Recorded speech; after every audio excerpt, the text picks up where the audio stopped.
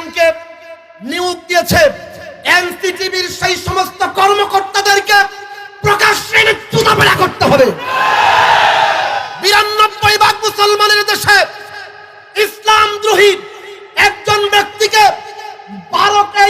18 কোটি মানুষের দেশে, যেখানে 16 কোটি মানুষ মুসলমান, সেই 16 কোটি মানুষের মুসলমানের সন্তানকে ধর্মীয় কি শিক্ষা দিবে তা লেখার অধিকার একজন ধর্মদ্রোহীকে কে দিয়েছে?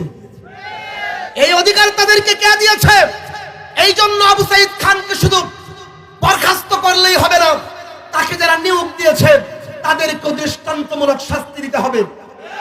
গত স্বৈর শাসক 15 বছর ধরে আমাদের দেশের শিক্ষা ব্যবস্থাকে ধ্বংস করার জন্য হেন চেষ্টা নাই যা করে নাই। তারা আমাদের সেই কোমলমতি সন্তানদেরকে ট্রান্সজেন্ডারবাদ সহ আরো যত অশ্লীল এবং নাজায়েজ